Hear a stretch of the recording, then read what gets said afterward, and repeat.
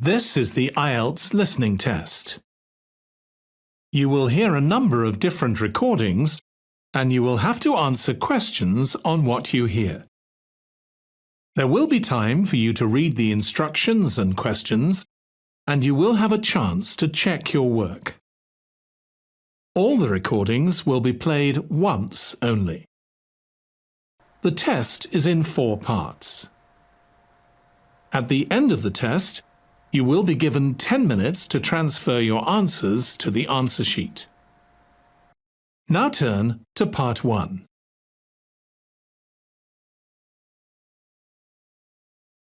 Part 1.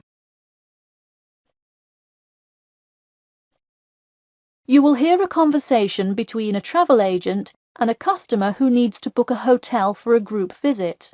First, you have some time to look at questions 1 to 6.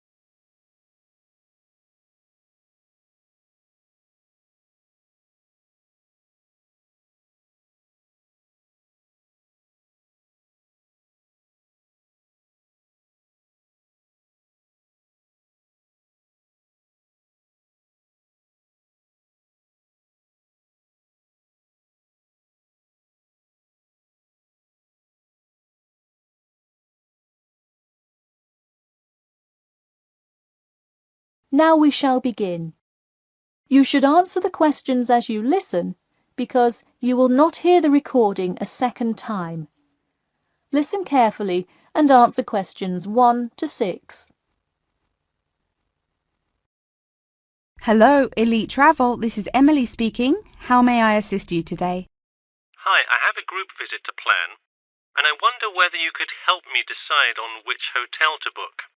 I've narrowed it down to either the Winchester, the Royal Hotel, or the Star Hotel.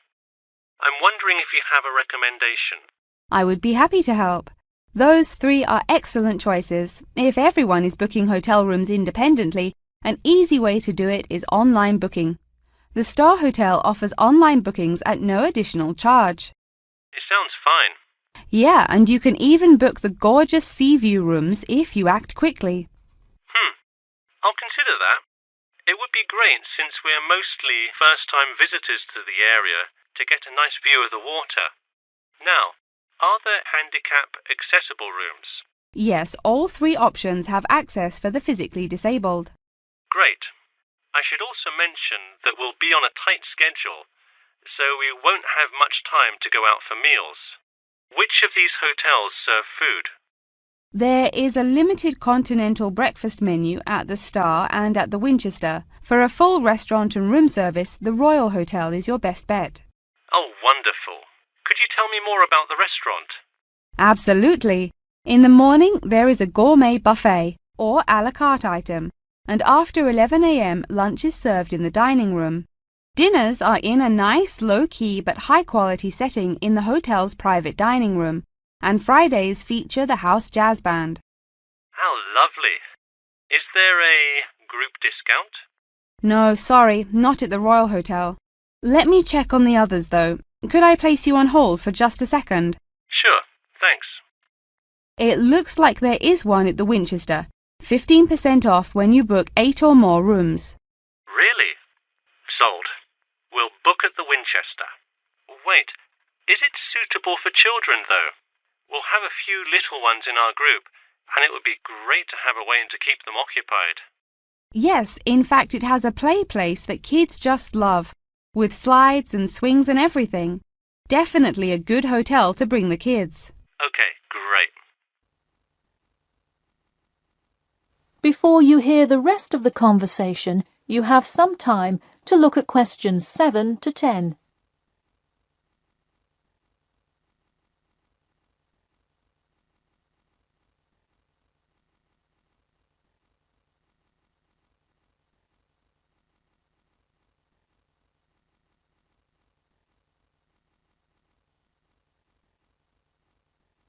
Now listen and answer questions 7 to 10. So now I know where we'll be staying. What next? Should I go ahead and book transportation and assign rooms and everything? Well, for now, there are only a few things for you to take care of. We will hold a block of rooms for you as soon as you send a deposit. I recommend booking as soon as possible, so you probably want to send the invitations as soon as you know how many rooms to hold. Oh, right. Okay. I'll send the invitations and put down the deposit. Is there anything else I should take care of? Great! And don't worry about this now, but sometime before you arrive, do let us know if you'll be requiring our transport service to and from the airport. I'll make sure to let you know. Does that incur a service charge? Or perhaps a tip? Or some presents to show our gratitude for the personal car service? Oh, don't worry about it. It is a free service, so if you would like to tip, you are welcome to do so. But hotel drivers do not accept gifts. Thanks for your help. My pleasure. Enjoy your stay at the Winchester.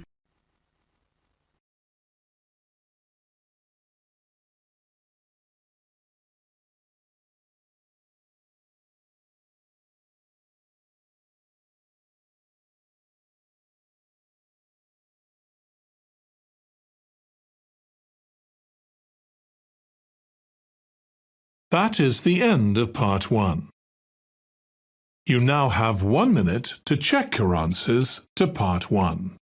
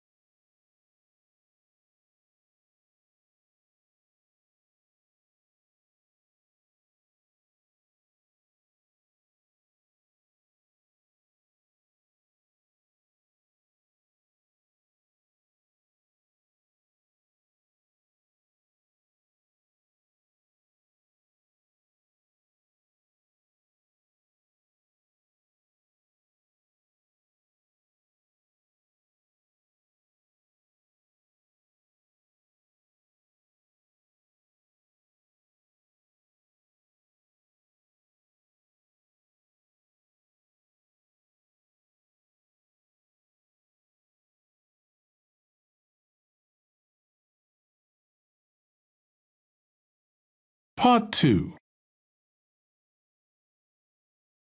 You will hear a talk about the 11th Annual Durham County Car Exhibition.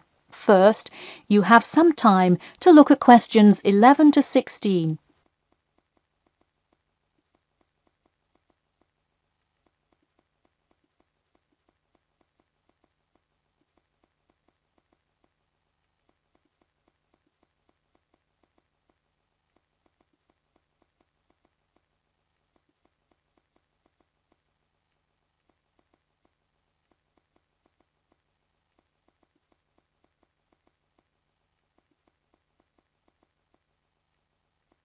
Now, listen carefully and answer questions 11 to 16. Ladies and gentlemen of Durham, start your engines. Skip Gordon here, inviting you to the 11th Annual Durham County Car Exhibition. That's right, it's that time of year again. Mark your calendars. The pre-opening event kicks off on the 18th, and the exhibition officially opens to the public on Saturday, March the 19th. Take it from me, you won't want to miss Durham's most attended public event of the year 5 times running. You don't have to be a motorhead to appreciate the finest cars, both new and old, in existence today, but it helps. Be one of the 70,000 people to see everything from big rig monster trucks to good old-fashioned classic hot rods. Get your tickets now. Admission is £10 for adults and £5 for children during off-peak times, and £20 for adults and £10 for children and senior citizens on weekends and for full-day passes. Come see vintage classics, bid in the auctions, and even test out a few on the Winners' Circle racetrack. An insider tip: weekends are the exact time when all of the best attractions take place, but to avoid Saturday crowds, join us this Sunday. You'll see me, Skip Gordon, and all your friends from WKXP there this Sunday at our very own booth, so stop by and say hi, and you might just win a prize of your own. A new attraction this year will be the addition of a new car category: electricity, namely the electric car class. See displays from Toyota, Honda, and you guessed it, Tesla. Watch as the first generation of fully electric cars compete on style, ride, and watch the main entertainment as there's going to be a fabulous show of racing car to see who takes home fastest battery-powered car. While not typically known for their speed, this new class is guaranteed to surprise you.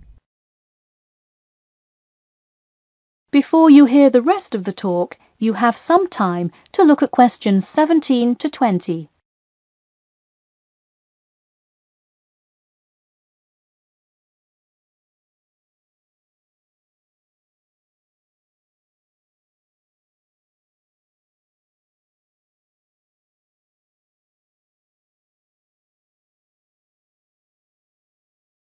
Now listen and answer questions 17 to 20. Get tickets before they sell out.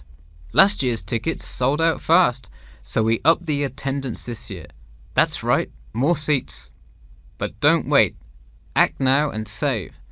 That's right, if you buy your tickets before this Friday, you'll get 2 for the price of 1. That's right, 2 for the price of 1. And don't worry, kids. Just like last year, there's something specially for you. Wreak havoc on the road with the Kids Crazy Cars ride, and then race around the Tiny Tykes track in your favorite child-sized race car. Meanwhile, Mom and Dad can take a spin in a ride a bit more than their size. We're rolling out a massive dirt track so you can get behind the wheel and test drive something a little more adventurous. Put the pedal to the metal in a 4x4 SUV as you go over bumps and navigate through twists and turns. You'll want to buckle up. You heard it here. Act now to get in on the fun at the Durham County Car Show before it's too late. Come for prizes, good prices, and good old-fashioned family fun. We had a lucky draw for a new car last year, but this year our main event is the Monster Truck Rally, where one lucky fan will win a chance to experience the thrill from behind the wheel, well, next to the wheel, as they ride with legendary driver Smash Tate. Feel the speed firsthand and talk to a living legend in a true, once-in-a-lifetime opportunity. For tickets, go online to www.durhamcountycars.com or call 1-888-CAR-SHOW now. We'll see you there, and always remember to buckle up.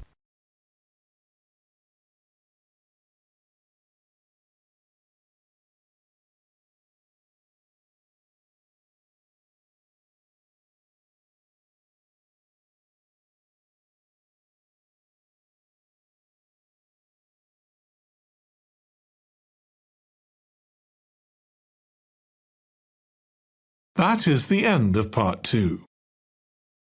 You now have 30 seconds to check your answers to part 2.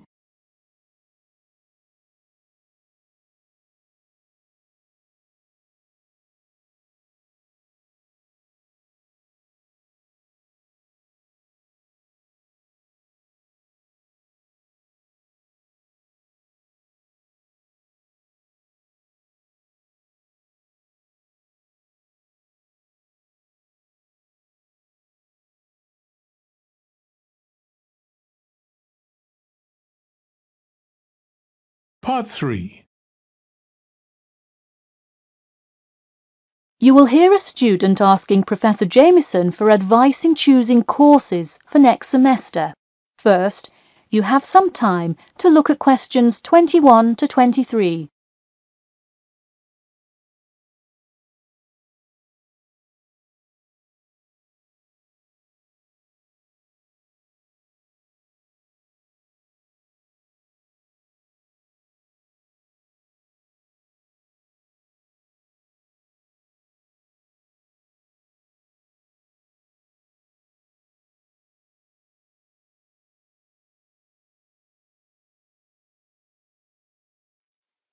Now, listen carefully and answer questions 21 to 23. Hi, Professor Jameson. I was hoping we could talk this week about choosing courses for next semester. That sounds great. Any idea yet what you'd like to take? Well, I was hoping you could kind of tell me. There are so many to choose from. I don't even know where to start. Sure. Well, first things first. Do you know what you will major in? It's important to take courses that are relevant to your career path. Well, I think I want to major in biology. I want to go to medical school, so it seems like it would make sense. I agree. If you like biology, it's definitely a good idea to focus on that, since so many of the requirements overlap. Okay, so I should take a few biology classes then? Yes, let's start there. You should pick 1 or 2 biology classes. Not just any biology classes, though. If possible, read online or talk to senior fellows and find out about the structure of the courses. You don't want to end up signing up for 2 classes that require labs in the same semester. You'll spend so much time in the biology department that you won't see the light of day. All right, good idea. I heard labs can be as long as 4 hours. That's true. And another thing, make sure the topic is either relevant to your major or something you're interested in learning about. It sounds obvious, but do not just take a class because you heard it was easy or because it does not require attendance. Of course not, though it would be really nice to have at least one class that's a little bit less rigorous than the ones I'm taking this semester. I barely sleep as it is with all this studying. That may have more to do with your study habits, though I don't disagree that your schedule is really difficult this semester. Before you hear the rest of the talk, you have some time to look at questions 24 to 30.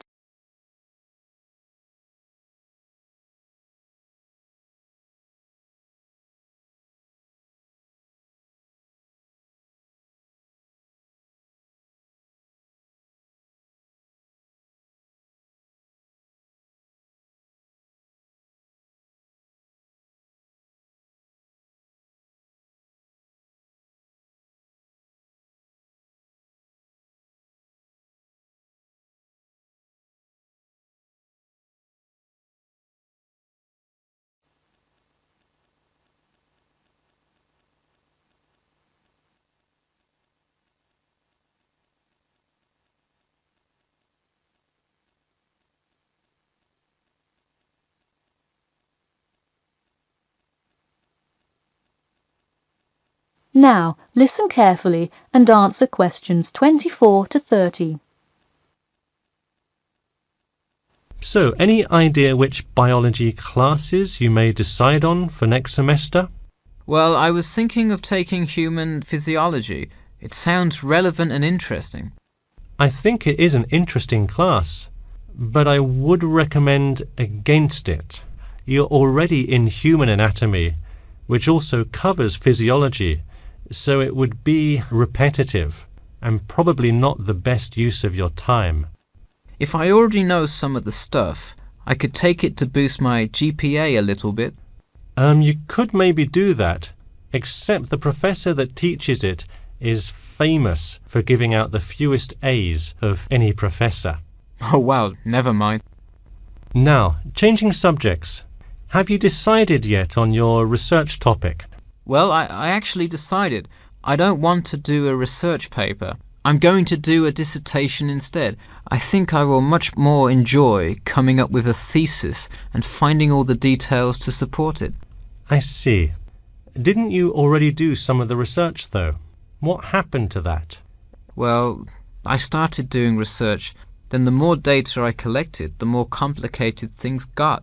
I realized I would have to take a lot more steps to randomize the sample, and then I realized I would need to control for more factors. I see.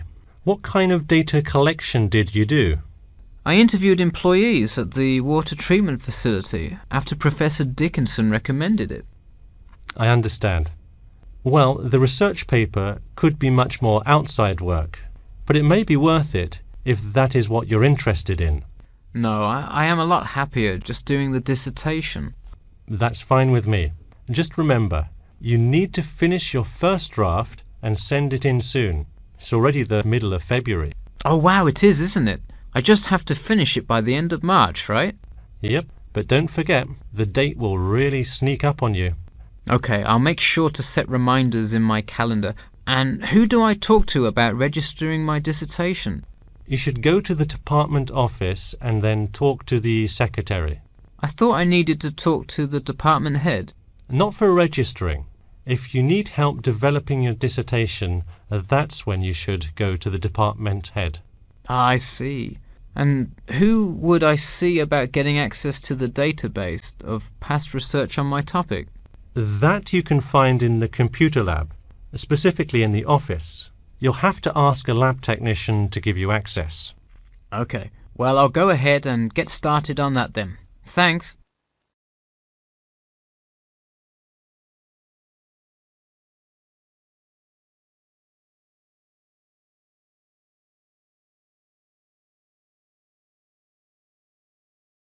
That is the end of part 3. You now have 30 seconds to check your answers to part 3.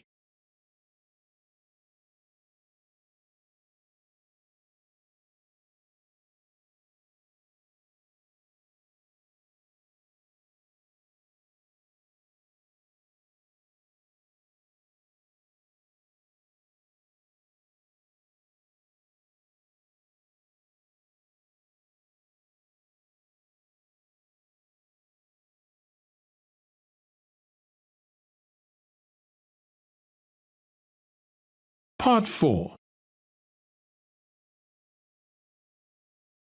You will hear part of a lecture about the role of sleep in humans and animals. First, you have some time to look at questions 31 to 40.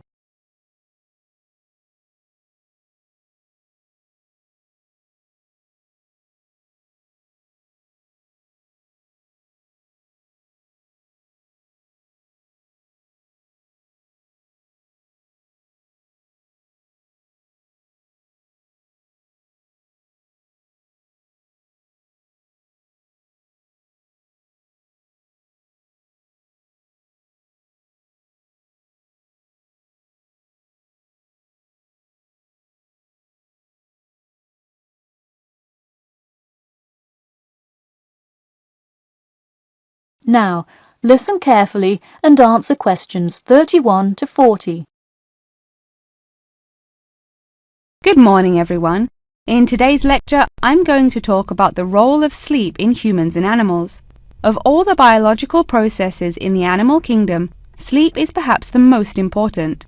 A human can survive for almost 2 weeks without eating, but did you know that 1 week without sleep can be fatal? It's even worse for animals, especially for those who must avoid predators. Without sleep, an animal is much less capable of avoiding an attack. This is the case for all animals, whether they are reptiles, mammals, or fish. Let us look now at how different animals sleep, reasons for their ways of rest, and the potential problems they might encounter. In marine life, sleep must be balanced with breathing. For example, the dolphin must float to the surface as it sleeps in order to breathe. Like other large sea mammals, they keep one eye open and one half of the brain awake at all times to maintain some amount of consciousness required to breathe and to watch out for possible threats. They sleep with only one brain hemisphere in slow wave sleep. Birds also have unusual sleeping patterns, mostly due to being constantly on edge in the presence of numerous predators. They usually sleep quite lightly. For example, Swainson's thrush, also called olive-backed thrush, is a medium-sized thrush that takes hundreds of naps during the day, each of which lasts just a few seconds. While migrating, migratory birds tend to function well on micronaps. Horses, on the other hand, do most of their sleeping standing up. Scientists think that horses developed their habit of sleeping upright as a defense mechanism, a way of protecting themselves against predators, and a standing position keeps a horse in a constant state of readiness to race away if danger should approach. Also, horses do occasionally take short naps lying down. Horses are heavy animals with big muscles, but their bones are surprisingly delicate, so lying in one position for a long time could well injure a horse. Just like humans, animals can also have sleeping problems. Dr. John Hendricks and Adrian Morrison from the School of Veterinary Medicine, University of Pennsylvania in Philadelphia, determined that certain diseases were primarily associated with the sleep states in animals. In their research, they emphasized that because so much in this area still remains unclear, animal models were very important for studies of sleep disorders. The physiology of sleep in animals is similar to that of humans.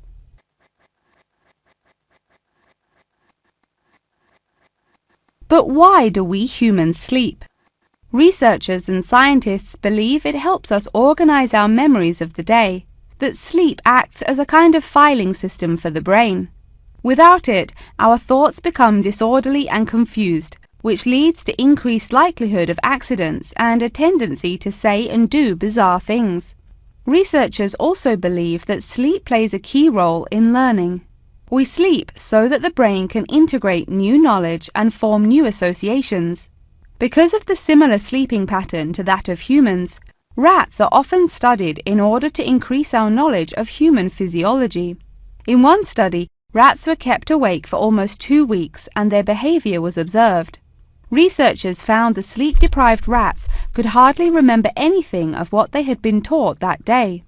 For example, one rat had been taught to recognize pictures of various Parisian landmarks in order to receive food. Pressing a button below a picture of the Louvre would result in food being released, and so forth. However, when deprived of sleep, they would press buttons seemingly at random.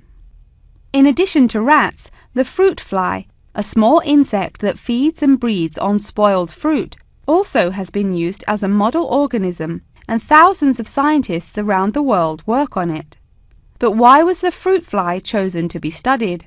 It was for practical reasons.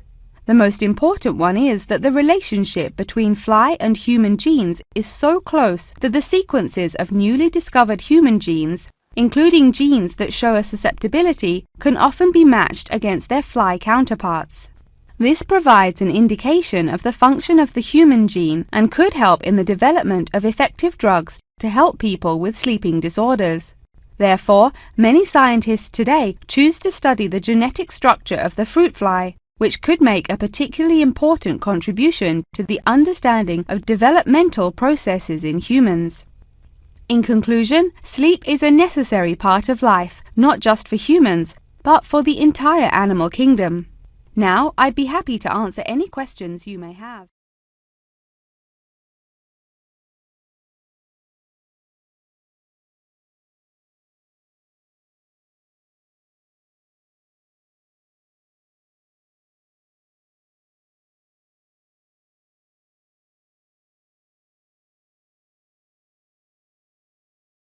That is the end of Part 4.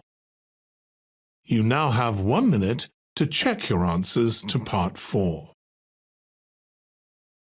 That is the end of the listening test. In the IELTS test, you would now have 10 minutes to transfer your answers to the answer sheet.